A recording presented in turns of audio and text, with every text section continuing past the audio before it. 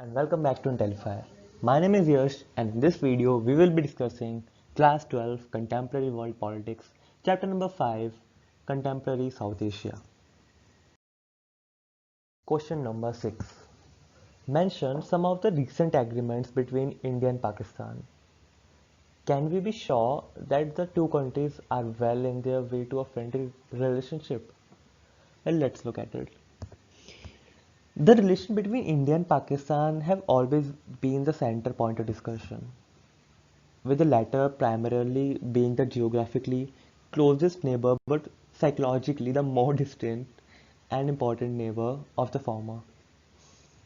Although both the countries have entered into a number of bilateral agreements since independence, such as the Tashkent Agreement and Shibla Agreement, to maintain relation to an even keel, some recent agreements have been made between the two countries. Let's have a look at some of them. The first one of the important agreements was the No War Pact that was signed in the year 1981 between the two nations, whereby both India and Pakistan assured that each other of not attacking. Another agreement is in the year 1999, both the countries signed a formal agreement on Delhi-Lahore bus service to establish greater people-to-people contact so that people could travel from Delhi to Lahore and Lahore to Delhi. And then in 2001, the famous Agra summit brought into force the famous handshake diplomacy between General Pervez Musharraf and Prime Minister Atal Bihari Vajpayee, although nothing concrete could be achieved. Then in 2005-2006, both the countries agreed to start a bus service from Srinagar to Muzaffarabad and also agreed to build confidence building measures to strengthening relations. Then in the year 2005, India and Pakistan also signed two separate agreements on missile tests, whereby both countries agreed to give advance notice of ballistic missile tests to each other.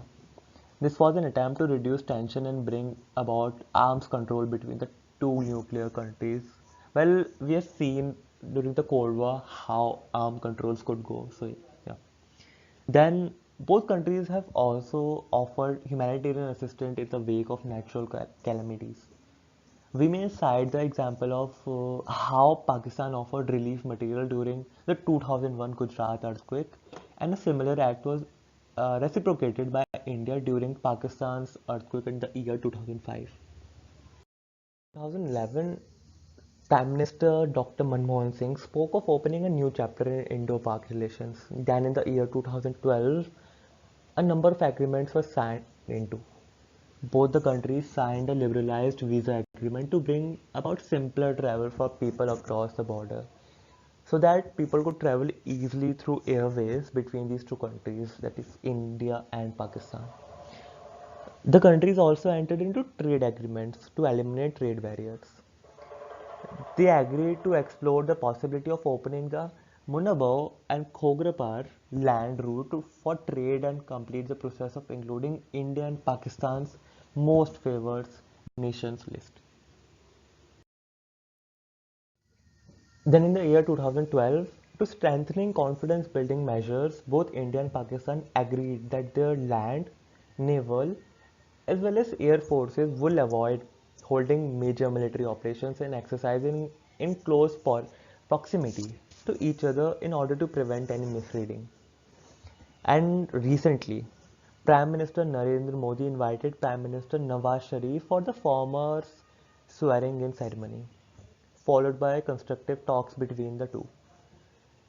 Issues related to boosting trade between the both nations were also discussed.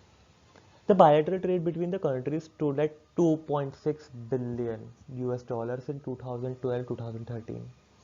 The meeting has been considered constructive and historic in advancing relations of the two historically and culturally bound nations. So these were some of the agreements that India and Pakistan have gotten into during the past years, and it is very possible that they also could enter many more agreements in the future. Yes, hope you understood well. Thank you.